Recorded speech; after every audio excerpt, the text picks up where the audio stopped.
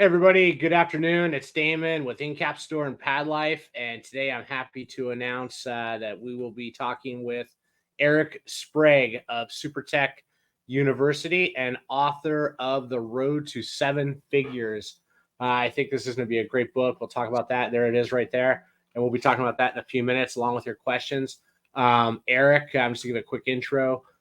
Started in the cleaning and restoration business. He and his partner Larry built a significant business, multi-truck operation, which he'll be talking about again here shortly. And they sold it successfully, I think about 10 years or so ago, maybe less. And he's now SuperTech, head up of SuperTech University, again, along with Larry. And they're helping cleaners of all sizes, and they're helping them scale, helping to maximize efficiency, helping to maximize sales, which will be the primary focus of this conversation. So I'm really excited to have him on. And thanks, Eric. And welcome to the Pad Life podcast. So tell us a little bit about, thank you. Tell us a little bit about your background and how you got in the service industry and what led to where you are today, please. Yeah, I've kind of been in and out of home services my whole life. My high school job was cleaning swimming pools. So I was going, job to job, door to door and cleaning pools. And I've worked in HVAC, I've worked in electrical, I've had construction jobs. So I've kind of always been in some sort of trade. Took a corporate job out of college, couldn't stand sitting at a desk and in a cubicle and in a suit. So I lasted 1 year and then started on my journey of becoming a technician. I was a technician for years and years. And then we started a cleaning and restoration business. Scaled that up to several $1 million, 35 employees, and then sold that about 6 years ago now, I believe. 6 years ago. Okay. Yeah. Awesome. And you started the business with Larry, your business partner? Larry's my college roommate as well. Oh, so, awesome. Okay. Yeah. He's been a while then. We've been doing this since we were 18 and hate to admit this, but I'm 57. So 40 years almost. That's awesome. So did you start as a cleaning business and then add restoration, or the other way around? Yeah, it's a really interesting story, Damon. So we started our business January 2nd, 2008 in the Inland Empire of California. And as anybody has been around a while, 2008 was the Great Recession. It literally hit right after we started. And Larry and I did everything in our power just to stay in business, stay alive, figure out how to keep a business going. Started cleaning. And then, so we had an air duct cleaning truck and a carpet cleaning truck, and they were both wrapped with what we did. And one day, a large, very large restoration company had seen Larry and I sitting in a parking lot talking to each other, and we started doing subcontract work for them. And we did so much work for them cleaning. We were working for those guys like 6 days a week. And we quickly realized that we were stepping over money that we could do too. And so during that period, we started going to get our WRT and ASD and all that, and just slowly with our cleaning clients started building the business. And then we started marketing it, and just one thing led to another. We became restoration contractors, basically. Got it. Now, is restoration something you'd recommend for all carpet cleaners? What are your thoughts on that? Because it seems to be not at all. Yeah, you have to be a certain type of person, I think, Damon, to excel at restoration. You have to be good with chaos. You have to be good with understanding cash flow and your money. And you have to be willing to really go through a lot of crap to get you paid, right? I mean, I didn't sleep for years. I was on call all the time. It's 7 days a week. And as you grow it, your problems never get smaller. You get people. It's an amazing business. Don't get me wrong, but I don't think it's for everybody. If you're a person who values a lot of downtime and likes a slower pace of life, it's not for you. Right? There's other things that you could add to your business that could be very lucrative too. It isn't just restoration. Restoration is an all-encompassing thing. I mean, it was literally all I thought about, all I did. I was just constantly working all the time. even with a fairly large staff.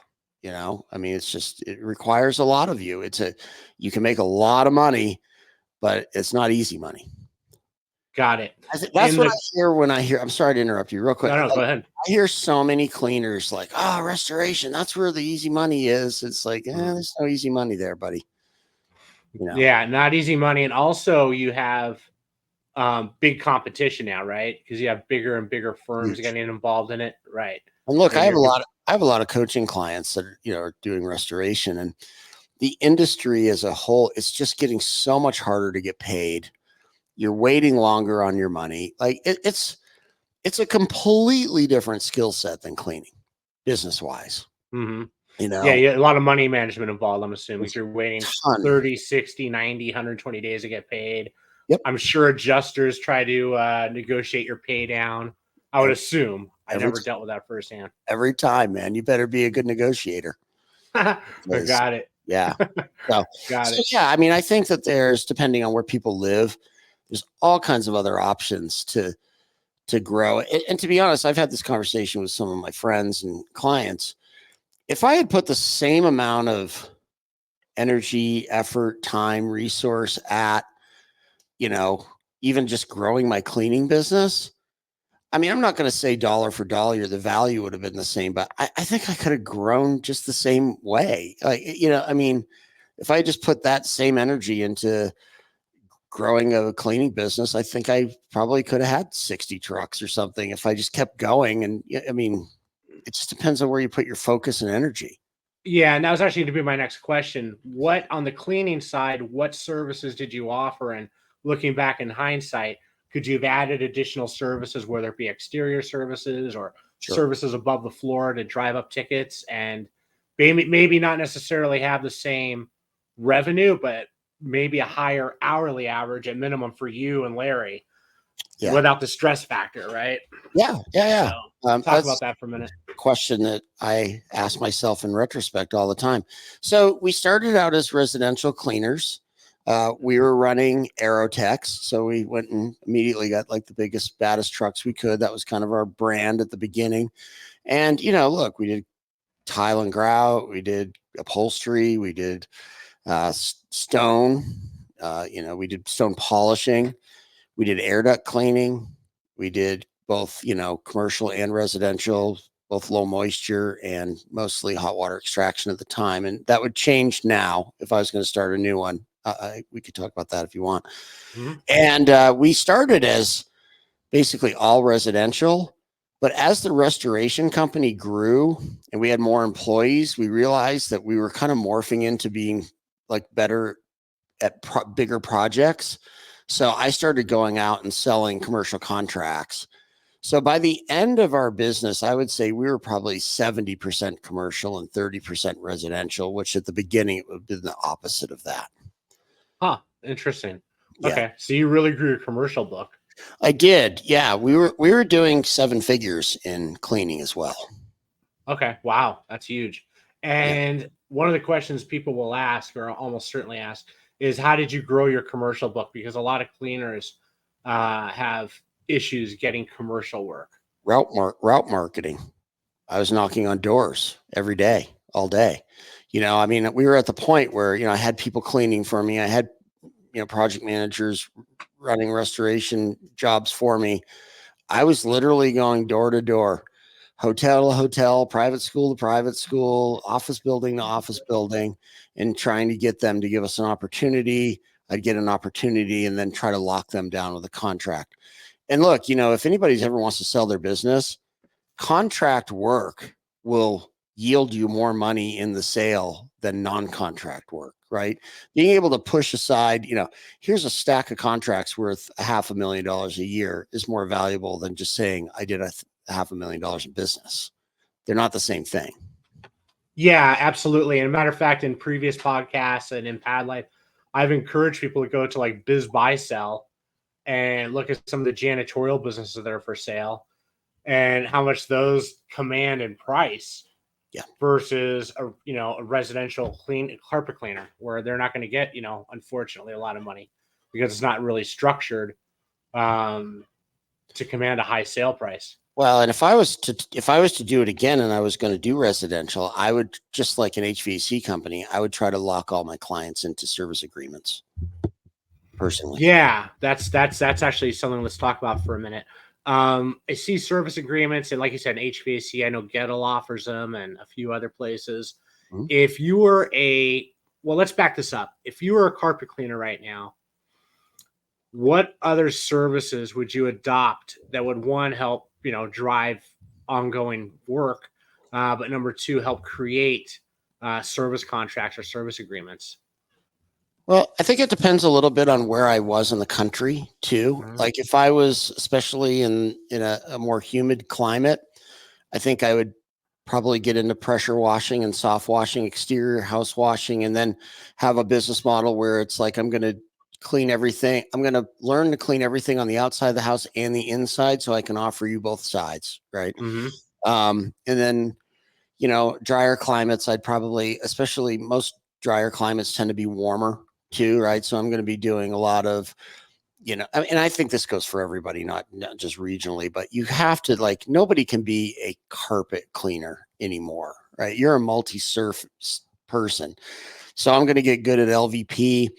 I'm going to get good at doing stonework. I'm going to get good at wood, right? If I was going to start today, I would probably, my business would look completely different than it did 20 years ago, 15 years ago. And I think that just the marketplace has to. I'd probably eventually have a rug plant as well, you know. Yeah. So Yeah. I think I think my ideal, if I lived in an area like I grew up in Maine. If I grew up in Maine, I would probably do exterior house washing, gutter work, windows, and then all the cleaning stuff on the inside of the house. That's what that business would look like. Here in Absolutely. Utah where it's dry, I don't think I don't think I've ever seen anybody washing a house here because nothing really grows on them. So if that was the case, I'm probably going to double down on rugs and stone and stuff that's probably more inside. Right. Right. And what sort of recurring service would you want to offer if you had a basket of services like that? Yeah, well, I mean, I look back and I was too new in business and I didn't understand really what to do. But like when I went to Strategies for Success, it was my first year in business. And, John Don had that whole Stay Beautiful program.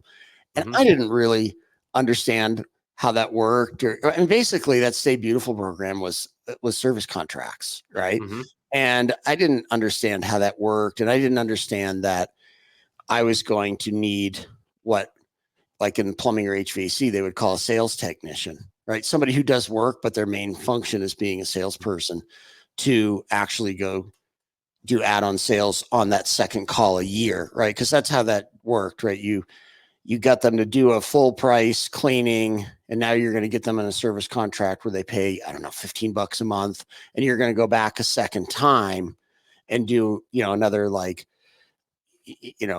cleaning without moving all the furniture, and you're going to reapply, protect it. And then ideally your sales technician is going to get a sofa or the tile or the air ducts Right. or whatever else. And when I say that, I mean that in an honest and ethical manner, right? Like I'm not into the whole like bait and switch, get in the house and do anything you have to sell. That's not what I'm referring to. I'm just talking about having somebody who can go, and I would create a system for having that person to talk to the client. I'd have an inspection sheet. I'd have, them walking through the house with the client. Like, what do you think about the sofa? What do you think about this? What do you think about that? Basically, our model was, hey, Mr. and Mrs. Homeowner, I noticed this and I recommend that. Right. That's an easy thing for a technician to get. Like, I saw that there's, dirty arms on your sofa. This is what I can do to fix that. That's probably what I would do. Does Absolutely. that answer the So, yeah, yeah. So that brings up another question. Something that you see in the groups and I see in the group all the time are discussions about minimum service charges, right? So, the bar is, I think, theoretically set at $200 based on a post from a few days ago. And some people are less, some people are more. But I talk to a lot of cleaners. You talk to a lot of cleaners, and you coach a lot of cleaners. So you're more involved in the actual minutia of their business. And I think a lot of them are having kind of a tough 2024. Some Yep. aren't, but I think a lot are. Would you agree with that? Yeah, I would. Okay. So is this a market where raising minimum service charges or raising prices is a good idea, or are we better focused on building ticket averages while we're in the home? Yeah, I'm going to be more ticket average. I mean, I'm probably not a great person to say because I had a 200 plus minimum 15 years ago at my carpet business, but I also had a restoration business that was highly profitable. So I could do that and I could just I was able to cherry pick, right? I could pick just the clients I want to work with on the residential side. I would never do that if I didn't have that. I would have a lower entry level. I want to get to the door. If I'm going to do ad spend to get people to call me, I want to find a way to get there. And then if I'm training on sales, if I have a good presentation, if I can come in and wow that client, they're going to buy. I want to get opportunity, especially in this kind of market. I want opportunities to go excel. I don't want to sit there and go, I'm too good to go to this house. How do you know you're not there? I mean, yes, there are clients we don't want to work for. I'm totally into that. But, especially like if you can't get the phone to ring, if the phone's only ringing a little bit, why are you going to turn people away with a high minimum? Why aren't you have time. You're not busy.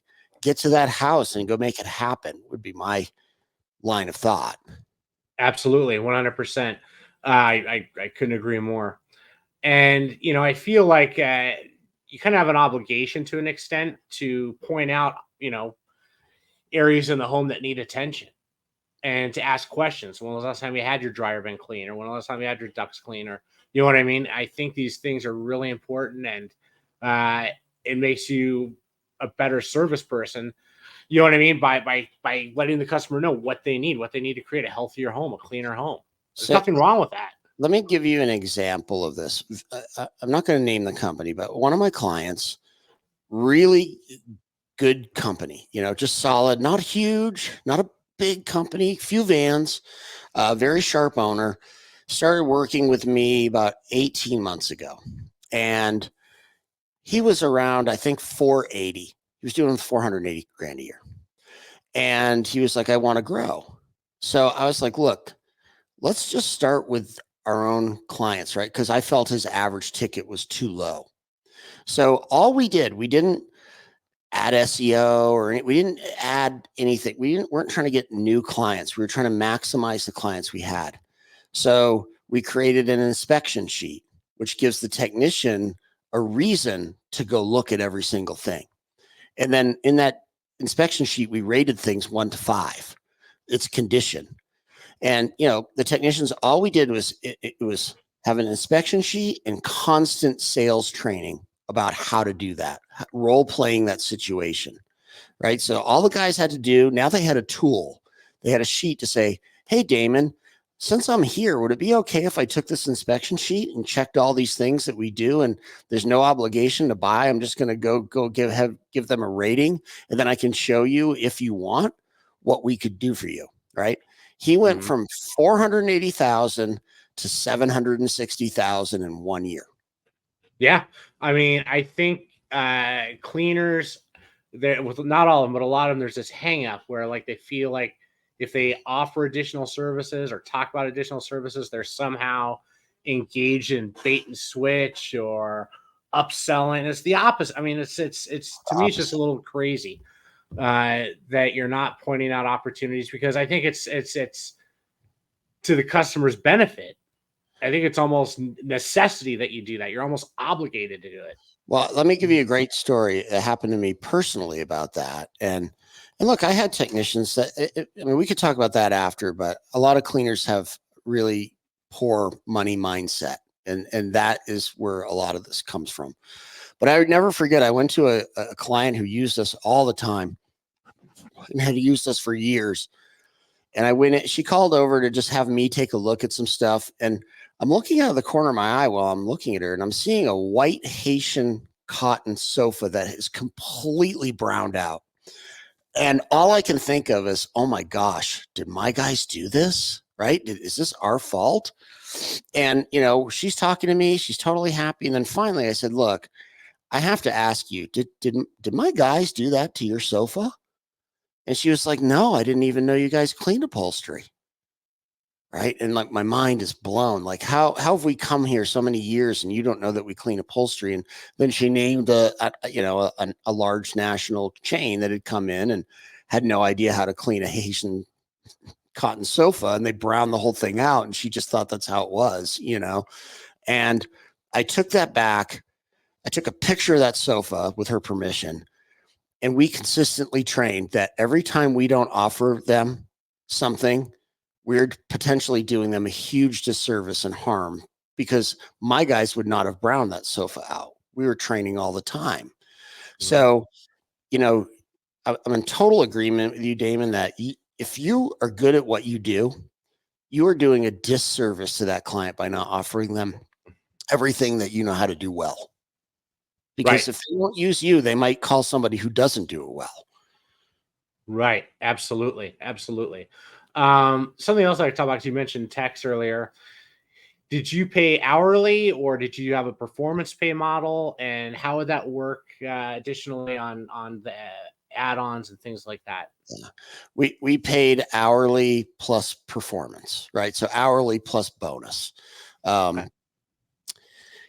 For those who know DISC, most of my technicians were S's, which means they like some level of stability in their lives. So they liked to have an hourly wage.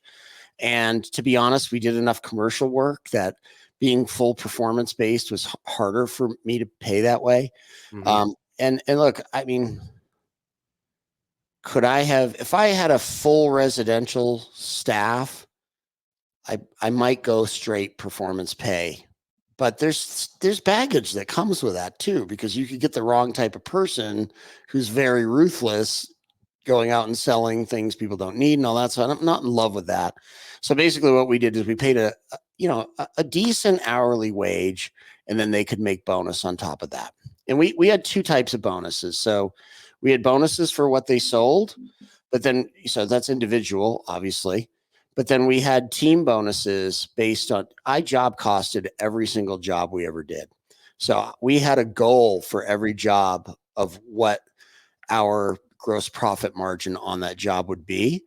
So therefore, as a team, we would set a monthly goal so everybody is being efficient and getting those jobs done in a timely manner with no callbacks. And then if we reached our goal, everybody would bonus off that cost of goods sold bonus as well. Awesome. And was it a pretty generous bonus on the individual level, on the individual tech level? Yeah, my technicians made a lot of money.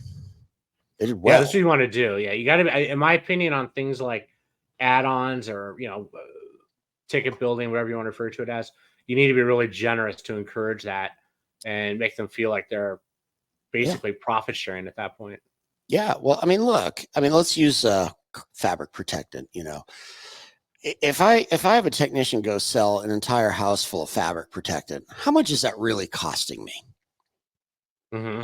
Not much, right? So mm-hmm. I have a wide range I have a huge amount of profit because we're already on that job anyway.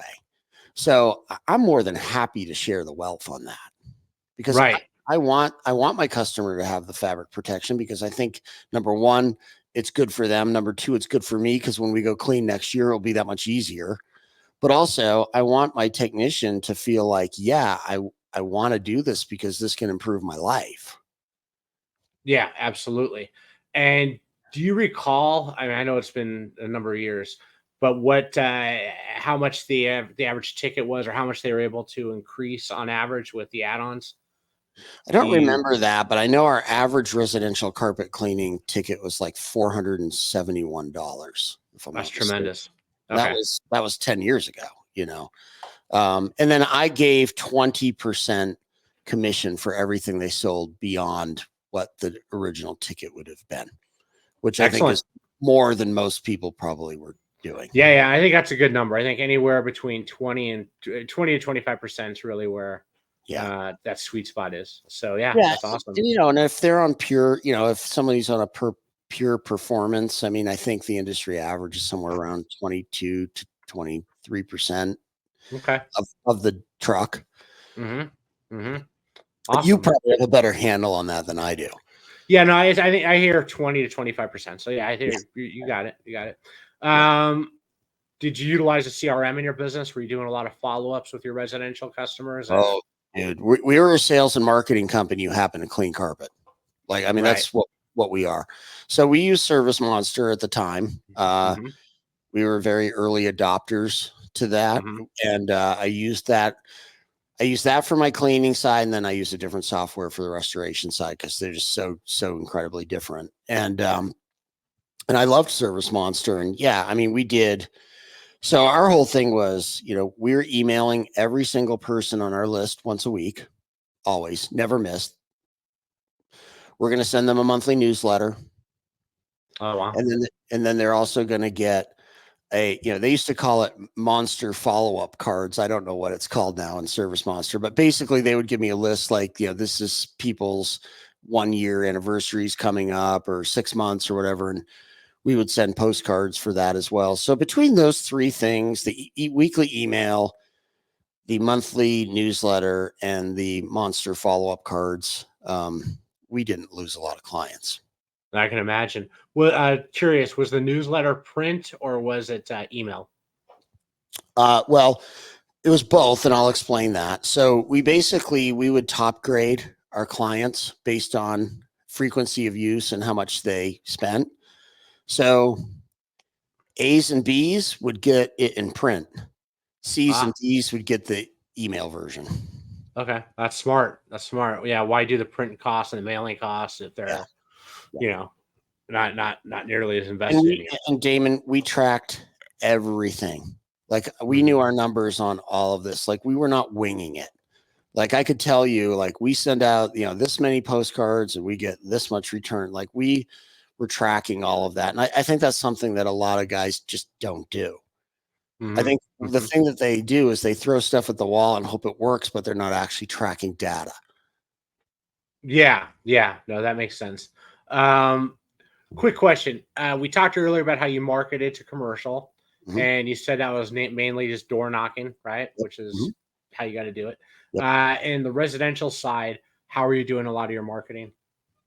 Well, I'm going to age myself right now, but back then, when we started, the newspaper was still a thing. So I used to do, Joe Polish's 11 by 17 pink flyer in the Sunday paper with all kinds of information on about our company and, the whole buy 3 rooms, get 1 for free or whatever. And we just slowly built our residential practice through the newspaper and chambers of commerce. I mean, we were very active in our community. So that was really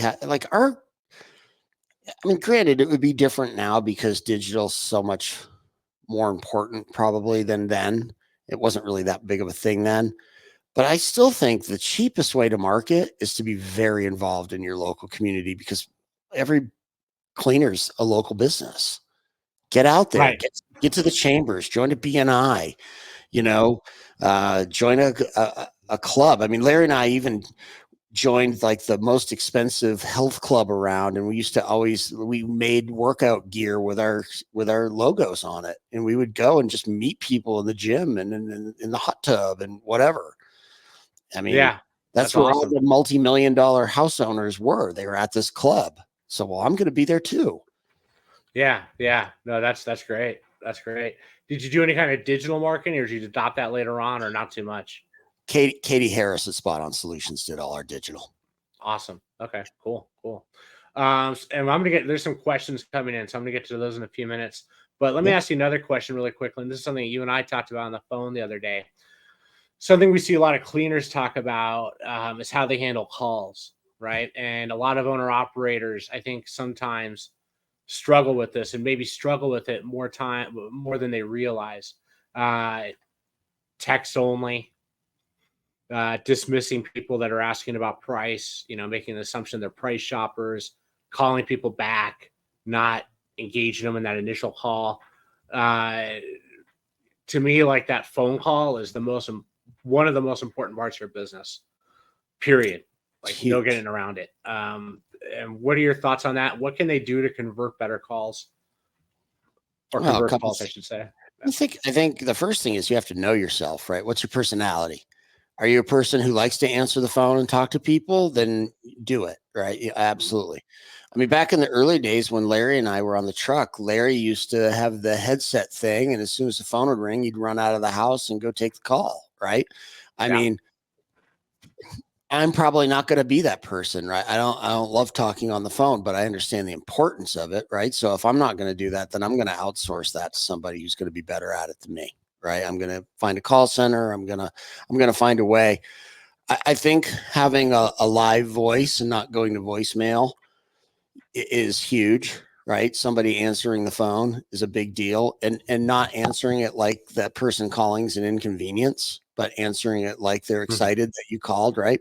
I mean, why are we going to spend all this money, time, and effort to get the phone ring and then lose the potential revenue on the phone? That doesn't make any sense to me whatsoever. So, if it's not going to be you, then find somebody who it can be. But I think the CSR position is one of the most important positions in any company because they're really the tip of the spear. They're the person who's going to either make or break you. You Yeah, you're know, the first. That person is the first impression, right? And they're kind of going to set the tone from that point forward. And every person that asks about price isn't a price shopper. no, they don't know what else to ask. Exactly. Exactly. And my thing was, I mean, I will give you this, Damon, though. We didn't give a price over the phone. And every job that we did, residential or commercial, somebody went to go estimate it in person, right? And I know that's not Sales for technician. everybody. I Yeah. understand that. Yeah. But, we were going to have a trained salesperson, meaning we train them ourselves, go add value. Because if I look at it this way, if you're calling around town and you're looking for price, well, that means we're all in your mind, we're all the same. Every carpet cleaner is the same. So I'm just going to find the low price, right? They're always going to go low price. So, my whole thing would be like, hey, look, no hard sales, no obligation. Why don't you let somebody come over and take a look? We're not going to hold you hostage in your house. We're going to give you an honest assessment because why? Now I go with my nice hat and my nice polo shirt and I've got a nice sales presentation and I'm meeting that person and I'm adding value to them and I'm educating them. Who are they going to go with? They're going to go with me. The price is no longer the object. Right, because it's about you at that point, and it's about Yeah. them. It And became not about a commodity. and everybody's like, "Oh, Eric, that's such a like an antiquated way to do it. Like it's going to cost you too much to go there. It takes too much time. Blah blah blah." I mean, I can't tell you how many nights, Damon, I was out till 9 o'clock at night running estimates. Right after I'd cleaned all day, because I only got to go to that house once. And once I can win them over that one time, average bid for me was about an hour, right? It's taken me an hour. Why? Because I'm forging a relationship with this person. And this person is never going to leave me again unless we major league screw up. So I know it's probably not the sexy way or the fast way or the most efficient way, but it's a super effective way to get a high price and close people. And long term, because Long they're term. going to call you, right? They're going to call you I for the want pressure life. washing. Yeah. I want lifetime clients. I don't want transactions. Yeah, exactly. Exactly. And again, once it becomes personal, once they're talking on the phone or they see you in person, Yeah. you're not a commodity. That's what I always said to the CSRs. I would be like, just get us to the front door. Your only job here is to be nice to people and get us to the front door. Sure. And then that's the other Absolutely. thing. We rewarded our CSRs monetarily for every bid that we can. They got a spiff for getting us to the front door, and they got a spiff if we closed it. Awesome. That's awesome. Okay. And what the people that went out, I mean, you mentioned that you were doing it for a while, and would it also be a specific person that had a role to go out and do the in-home estimates, or would they go out there just as your technician and they do the job the same day, or would they No. book it the next day? Like, how would that work? Yeah. So we had estimators, and look, I was the lead estimator for years, right? And I learned this like my first year in business. I showed up for a bid in the evening with my van, and I know not everybody can work this out. And I was talking to the person, and I'm trying to sell at the price that I want. And the guy looks out the window and he goes, "Well, your van's just sitting empty. You got nothing going on. How about I give you this much?" And I remember thinking, I am never showing up with a van again. I don't care if I have to ride my bike here. I'm not coming with a van. And so I started going with just my pickup truck. And then, people are like, "Oh, where's your truck?" "Oh, it's busy." I'm always busy. Right. Like, so if you're going to use me, you're going to pay my price, and B, we're going to have to schedule you for, whenever. And that completely changed the dynamic of most sales calls. Yeah, that's awesome. Okay. That's really smart. And while you're in the home, you're quoting obviously above just, for example, if they ask for carpet cleaning, you're going to look at their tile and grout while you're there, and you're really going to try to build that. I'm going to use that same inspection sheet that I asked my team to use, and I'm going to go do a full house inspection of everything that we work on. I'm going to ask the client's permission to do that. And, just, say people get so weird or hung up on the word sales, right? I don't have that hang up, but I know a lot of guys do. But my whole thing was like, I would always tell the people like, "Look, I'm not going to hard sell you. Like, I'm busy no matter what. Like, I'm not going to do that. Let me go look at everything. I'll give you an honest assessment of it.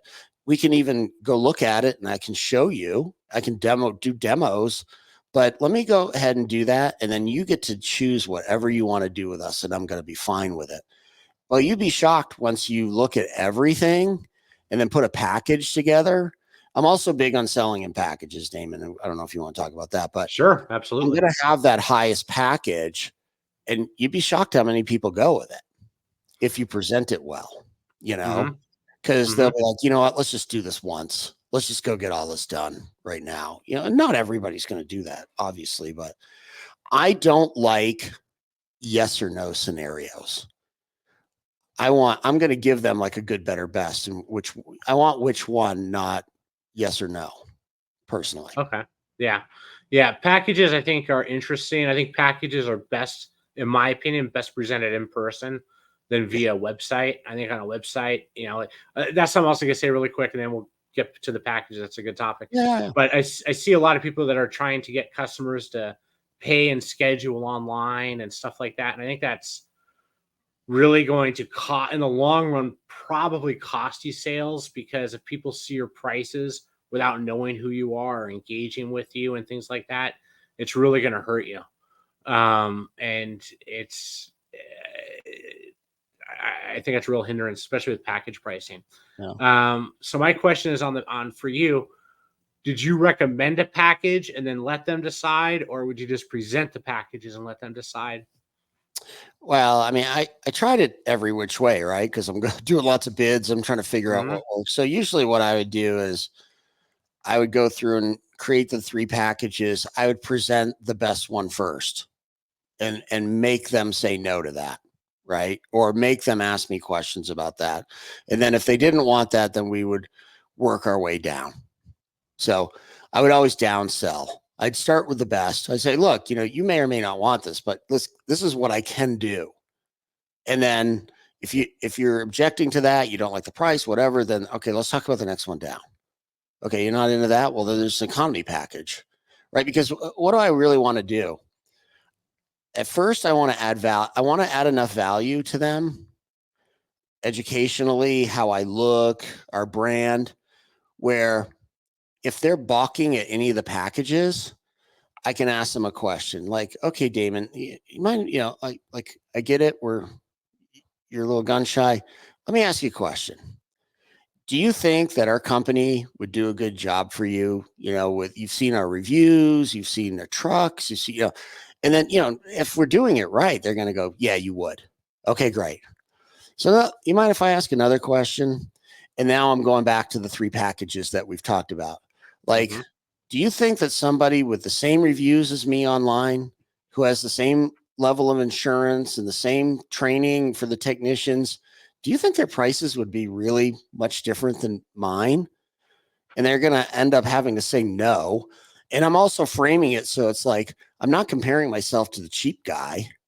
I'm comparing myself to other reputable cleaners. And they understand that. People aren't stupid. And when they go, yeah, I'd probably about the same. Great. Which one do you want? There I mean, you go. I'm going to work you into just understanding what we're talking about, right? Because if they're balking on the price, it just means that the education's not been done yet. Like I haven't done my job educating them well enough yet, or framing it so that they can understand it better. Right. Yeah, absolutely. No, that's awesome. That's awesome. There's a couple of questions here I want to get you really quick, if you don't mind. Yeah. Jeremy Parr asked, let me make sure I got the right one up here.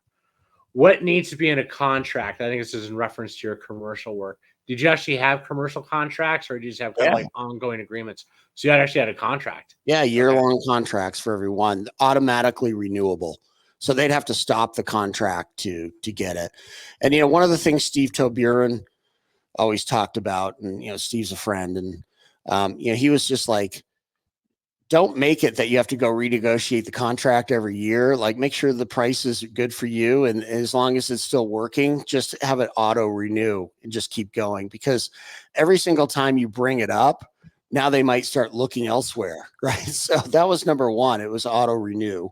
Number two, I went to years ago, Larry Cooper, who used to run the Experience, had a commercial carpet cleaning class where he taught us to, go do like a full building inspection, come in with a map, having frequencies for, let's say it's a hotel, like we're going to do the lobby every 2 weeks. We're going to do this hallway once a month. We're going to do the rooms quarterly, right? So I'm creating some sort of thing. And here's the thing, Damon, that this was my secret sauce. And granted, we had the restoration company, so cash flow wasn't as big an issue for us. The thing that I got, how I would close so many was I'd say, look, okay, let's just make it easy for the math, right? Let's say I'm going to go for 12 months and my total contract was $24,000. I'm like, great, just pay me $2,000 a month. Sign the contract, pay me $2,000 a month. We'll just amortize it evenly. So now it's on me to budget how much labor I'm doing to make sure that I'm not getting way upside down on that contract in case they leave. But that was like the greatest closing tool ever, because what's a facility manager hate doing? Having to cut different size checks all the time. It's a pain at your end. Where if I come in, because I was bigger than most of my competitors, that's the other thing. If you have a bunch of people, like I was always talking speed. Hey, I can get 3 truck mounts over here, 12 guys. We're going to be done with that 50,000 square feet like this. They like that. Now, if you don't have that, you push something else. You push quality, right? You got to find whatever it is your jam. But when it comes to contracts, yes, I want to lock them in because I don't want them looking elsewhere. And that's the value. Like when somebody evaluates my business, if they see I have $500,000 in contracts, that's solid money. That's money that's going to happen. They're going to absolutely quit me to get out. And look, if you're doing a good job, they don't want to leave anyway. It's easier for them. Yeah, exactly. It's a no-brainer at that point. I hope somebody else had asked where they can take a disc test. Do you want to quickly explain what a disc test is and how that's important for owner operators as well as techs? Yeah, I disc changed my life personally and professionally. Larry and I went to a Howard Partridge conference probably 15 years ago and saw a guy named Dr. Robert Rome. He has a company called Personality Insights. So you could go to personalityinsights.com and pay $15 and take a disc assessment or whatever. There's also freebies online. I don't think they're quite as accurate. But Larry and I just heard Dr. Rome speak for like 2 hours. And, and Damon, Larry a little bit. I mean, Larry and I couldn't be too different. We couldn't be more different. Right. And at that time we were growing fast and we were really like not getting along. We were, kind of getting crushed under the pressure.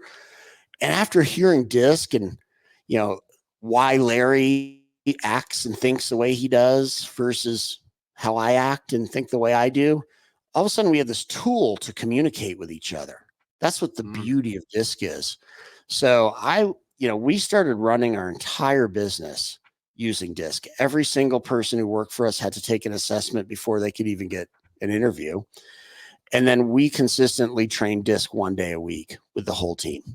Wow. And we talked about it in sales. We talked about it in service. We talked about it, how we got along internally. It literally changed my life. I mean, I get nothing for you guys getting into DISC, right? There's no. To be honest, I think it is one of the most impactful things that I've ever learned. Wow, that's incredible. And like you said, there are definitely free ones online, but I think paying a few dollars for a real DISC assessment is definitely worth the money. Yeah, maybe the way, go take a couple for free and see if it lines up. They line up. And then if you feel like this is something that you're more into or whatever, then maybe go do the paid one or something. Yeah, that makes sense. Next question. What's in the newsletter? Do you recall what you used to put in your newsletter by any chance? Well, I didn't make the newsletter. So originally we were using the newsletter. We used to be members of Piranha Marketing with Joe Polish. So we used his. And then after that, we went to, and I believe these guys are still in business. It was called CC Newsletters. So we would get the CC newsletter.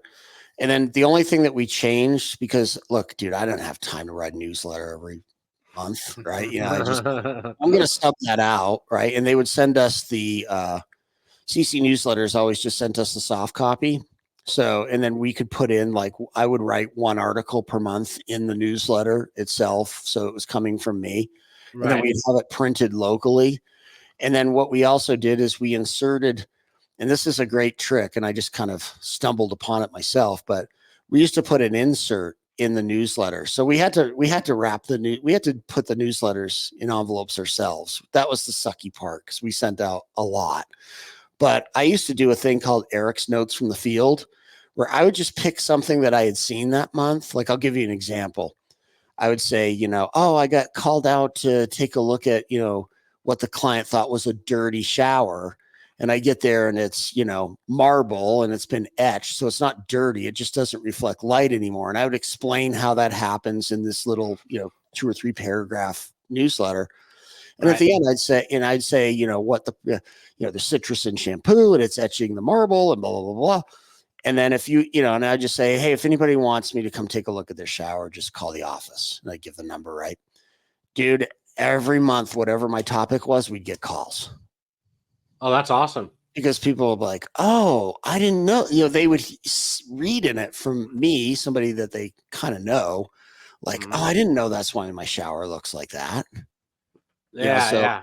That's really smart. It's completely relatable and real world. Yeah. And I mean, Damon, you know me well enough. I'm pretty regular, dude. I wasn't trying to be fancy. I wasn't trying to be a guru. I was just like, hey, this is what I see out in the field and I know how to fix this. Give me a call.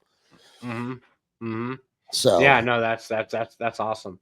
Another follow-up back to the commercial for a second. Where can we get examples of proper contracts? Whole new world for me. I doubt you're gonna have yours around anymore. No, mine no longer. What about Steve Kick? Is he doing it? No, but I think what somebody could write up would basically be, it's basically it's a contract, but it's also at the end of the day kind of a service agreement, right? Like, we're going to show up on this date at this time of the year for X amount of dollars. And you know what I mean? So it's not like it's going to be binding in the sense that you're going to go to court. I would like to make the point too, Damon, in that what I did, because we were doing a lot of low moisture and hot water extraction. I stipulated in the contract or agreement, whatever you want to call it, that we were going to use the applicable method for that carpet at that time based on our professional discretion. Oh, okay. Yeah. Which means I'm going to end cap this 8 out of 10 times. Well, no, I mean, because it's true. I mean, a lot of times I don't need to steam it. Steaming it wouldn't even be beneficial, right? Correct. So, that way it gave us the latitude to use whatever method that we felt was correct. Because I had other contracts where they're like, you have to steam clean this. And we'd be looking at it going, that's going to wick every time. Absolutely. right? Absolutely. Yeah. Um, Yeah. I, I would put anybody who's going to do a contract, I would definitely put in that some sort of like professional discretion. We're going to use the method that is going to be best at the moment. That's very smart. That's great. I don't know how to get. I mean, you could type him out, you could look him up online, but Larry Cooper may still sell his commercial carpet cleaning contract because I paid like I don't know, a couple $100 15 years ago and got like a whole system from Larry. So I know Interesting. I'll see if I can find it. yeah. So I That's mean, really good. I'm sorry, No, Jeremy. I that's don't okay. know the answer for you, but yeah, also any local attorney could probably help you draft that up. Yeah, that's smart. Um, Tell us about Super Tech. Yeah. Well, as people listening are probably getting a vibe for, I'm really a strong believer that people's soft skills are what separates most service companies from the competition. And, with us and how many people we had, I look at it like this, Damon, like let's use restoration as an example, but I think cleaning, plumbing, whatever, doesn't matter. Restoration, everybody's using the same thermal imaging cameras, the same G-Hues, the same, air movers, the same ProMaster vans. We're all wearing the same uniform, right? Like there's no delineation between us. So what's the great separator? How well my people communicate and feel that they are serving a client, right? It's the same thing goes to sales, right? If I want to be good at sales, I need to be a good listener. I need to be a good communicator. I need to have empathy for others. And what we realized was almost every customer problem that we had in our own service company was derived from our technicians not having great, I use the term soft skills, but like people skills, communication skills, whatever. They'd cut across somebody's brand new lawn 50 times because it was the shortest trip from the van to the front door. Now I'm getting an angry call from the client, like you've ruined my lawn and I'm buying a lawn, right? Or my technician, is yelling all the way across the house to his helper for something, right? No client's going to like that, right? So we started doing, this is one of the reasons we so into disc. I started Super Tech University to train service technicians in the home service space: plumbing, heating, electrical, carpet cleaning, restoration. Those are our 5 main verticals. Exterior house cleaning would be included in cleaning. How to behave in a home, how to deal with a client, how to overcome objections, how to sell, how to give better service, how to, start a job, how to end a job, all these little things. Those are the tripping points for people. That's where they lose clients. I mean, I can't remember the source, but I was recently reading that they say about only 4% of clients who are unhappy with you ever call and complain. Right. So let's do the math on that. So let's say I get one complaint, I get a call back, right? And they're unhappy. Well, that means if I had one at 4%, that means 24%, 24 more people are unhappy with me, but never called and just went somewhere else. Like it doesn't take, because 1 out of 25 is 4%. Well, I can't afford to lose those other 24 people. I've spent dearly to get them to call me the first time. So Mm-hmm. I darn well better have all of my technicians highly trained to make sure that those people are happy and keep coming back over and over and over. So basically, Super Tech started as the same training that we did every single. So we used to have a daily huddle every day before everybody left for the jobs. And that was our time to train. It was only about 10, 15 minutes total, but I would train on all these soft skills just a little bit every day, right? We had a disc day, we had a sales day, we had a service day, we had a job site behavior day. And then when we sold, I just started turning those lessons I used to do live into 3 to 5 minute videos where we send them out to all these service companies and they train their staff with these little videos day by day, right? It's just best practices on how to make clients happy is really what it boils down to. Oh, Damon, you're muted. Yep, that's awesome. And it's gone over really well. I mean, you have a lot of clients. You have multi-truck clients, you have owner-operator clients. Oh, I have Uh, hundreds and and you, hundreds of service companies nationwide using this. right, and in different categories. So it's not just carpet cleaners. You're assisting plumbers, HVAC, the whole kind of gamut of home service. Yeah, and you know what's interesting? Dave and I have every size too. Like I have owner operators using this that just like I don't know these things. Like I'm really good at cleaning carpet, but I didn't know that. I didn't know what I didn't know, right? So I have from owner operators to I have, like companies that have 6 or 8 locations and do like 50 million a year. Like I have everything in between. And it's just like most technicians are really good at the technical part, but this is the part where they stumble. Yeah, yeah, absolutely. And you do basically a daily training video, correct? If Mhm. I'm not mistaken.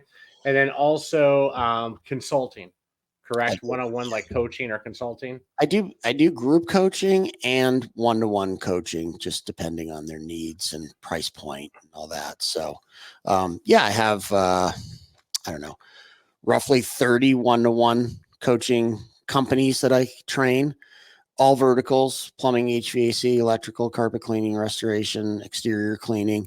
And then we do group coaching, small groups, 10 to 15 people as well. Price Oh, points okay. lower for the person, obviously, which is nice. But, you're not getting quite like the one-to-one stuff is almost more like consulting. Like we have Right. a problem, I'm going to consult you to fix that problem. Whereas the group coaching is more because we can't go one-to-one. It's more best practices. Okay. Teaching Is advice. there a theme among owner operators that you notice? Something they Total. struggle with, like one or two particular issues that you could talk about? Sorry, Damon, I had to cough real quick. That's all right. Yeah, I think it's a few things. Most guys who get, I don't like saying stuck on the truck because some guys like being an owner operator. That's all they ever desired to be. And I'm not going to ever sit here and say that's bad. But what I will do is paint an alternative picture that what happens when you're 60 and all of a sudden the body hurts real bad, or you have a heart attack and can't go out, and now your livelihood is gone. I'm very big on growing at least to a few trucks so that it's not all on you, right? I think it's a safer move. And I know like some people don't want that, but I do think long term it's better. Plus you're, obviously you have more income. But the thing is that a lot of guys don't grow because number one, they don't believe they can. It's a mindset thing, right? Mhm. Number two, all they do is hear the horror stories of having employees and they don't think that they can lead them, right? So it's a kind of a fear of having to be the leader is an issue there as well. And then I'm going to be really honest, like I think most guys don't know their numbers well enough to know whether they can grow or not. Like they don't collect enough data and look at it to really understand.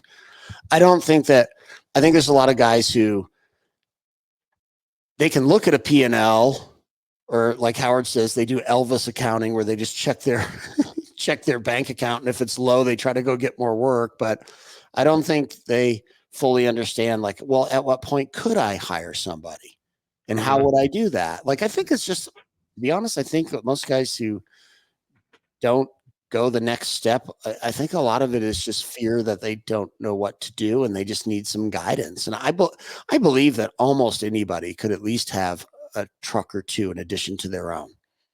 I don't Yeah. think I don't think that's too hard to do. No, no, no. I 100% agree. And I think Uh, that's way long term a way safer business than owner operator. yeah, and that's something that you talk about. Obviously, I'm assuming in your one-on-one consulting, of course, but even in your group consulting, correct, would be scaling. All the time. It's all we talk about. And in my book, we haven't really mentioned it, but it'll be out next month on Amazon. But it's called The Road to Seven Figures. Right. Because I don't know if you know, Damon, but only 5% of all businesses ever reach 7 figures a year in revenue. Wow, I did not know that. 5%, right? And what you see, and we see it in our industry all the time. If you have a person who's an owner operator, or maybe they have a helper and they're afraid of the things that I was talking about a minute ago, and then they stall, like, every industry stalls at a different place a little bit because, like an HVAC guy might stall at 700,000 because a lot of that money's just in equipment, right? So the revenue seems high, but the profit, it doesn't necessarily. Whereas a carpet cleaner might stall at 150 or 200,000. And they're just like, I can't get past that because I run out of me. I need more me, right? Which means I need to learn how to hire. I need to learn how to onboard. I need to learn how to review people. I need to learn how to keep us busy all the time, right? Like there's a whole series of things, and the book just breaks down step by step by step. These are the things that is going to be required of you to grow, and you have to grow for the business to grow, right? A big part of it is that. But then also, you need to learn how to sell. You need to learn how to market. You need to learn how to lead. You need to learn how to know your numbers, right? I mean, I mentioned job costing earlier. I'd love to know what percentage of carpet cleaners nationwide job cost every job and know exactly what their numbers are. I'm guessing it's really low. And it's not just cleaners, man. It's everybody. Right. Yeah, it's all businesses, exactly. And the service business in particular, regardless of what service business. Yep.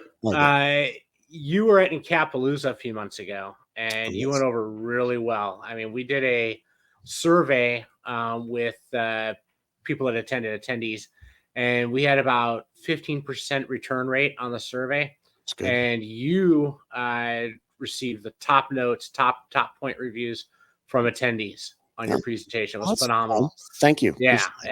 And I know that for you gave you an opportunity to meet a lot of what became clients from the event. I did. And they found the value. Show. Awesome show, by the way. Well done. Thank you. Yeah, thank you. And I'm looking forward to you being a part of Incapalooza 2025. And maybe we'll do a Road to Seven Figure presentation. And as a keynote. And I'm going to have someone, I think, do a workshop presentation on kind of like figuring out job costs and stuff like that to kind of support what you're talking about just now. And I'm presumably in the book, among many other things. Yeah.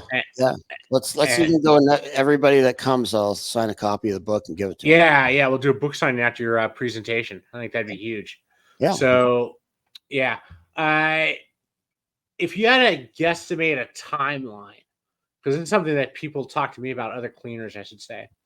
They want to figure out how long it takes them to get from one truck to 2 to 3. Yeah. And so that would be the first part of the question, and if there's even an idea. And then number 2, what sort of capital requirements do you think somebody needs in order to commit to scaling? That's tough questions. I know. I'm sorry, man. It's well. Let me try to answer the first one in a different way, irrespective of the time, and I think this will make sense. Mm-hmm.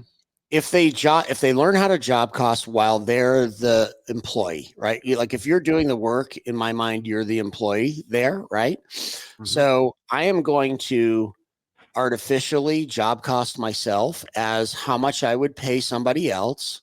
And then I'm going to add the labor burden on top of that. So usually around 30% more than you pay them per hour. And I'm going to track every job. And I will know at what point I'm ready to hire like a helper, right? Like where there's enough money, because usually what guys find out is I don't charge enough to have a helper. I don't charge enough to start another truck because they actually have data. They're job costing their own jobs, right? So my first thing would be like, well, you better get good at sales and learn how to up those tickets so that you can afford to get that next truck and to actually hire your first employee. So I don't know so much about time, but I can say that that's how Larry and I did it. We always knew when we were ready for the next truck because we're just like, we're actually turning too many jobs away. And we know that we have X amount of money left over after profit after each job. And we could afford somebody with that extra money.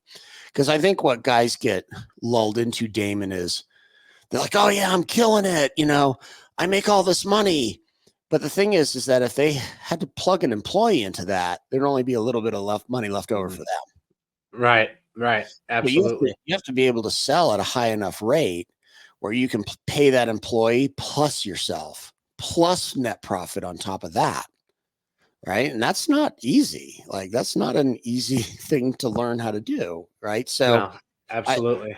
I know I didn't answer it exactly how you want because I don't know if I could answer the time thing. I mean, I do think though that somebody should be on the truck probably for a couple of years themselves to really learn how to sell and learn how to do the work and learn how to like you got to start, you got to know how to do it. But if your goal is to scale like from the beginning, like mine was, like I never wanted to be on the truck one more day than I had to be. Like I still to this day I don't identify as a carpet cleaner or a restorer. I identify as a business owner, and I did from day one. So my whole thing was like, yes, I know I need to learn how to do this. Yes, I need to learn how to sell this. Yes, I need to learn how to manage this. But I am going to hire somebody as fast as humanly possible and get me off the truck so I can then go start working on what I got to do to get the next truck on the road. Yeah, yeah. I think some cleaners are also nervous about the capital commitments to getting a second van or hiring an employee for that matter. What are Yeah. your thoughts on that, and how should they address that to build Well, I think for succeed? most guys, I always say this, like almost all of us, and myself and Larry included, when we started, we were way underfunded. Like we had, a fraction of the money that we probably really needed, to, and I think a lot of people, that's also why they get stuck because they're underfunded right from the beginning and they never can really catch up. Enough, as a one truck guy, they can never gain enough money to get that next truck or whatever. That's hard for them.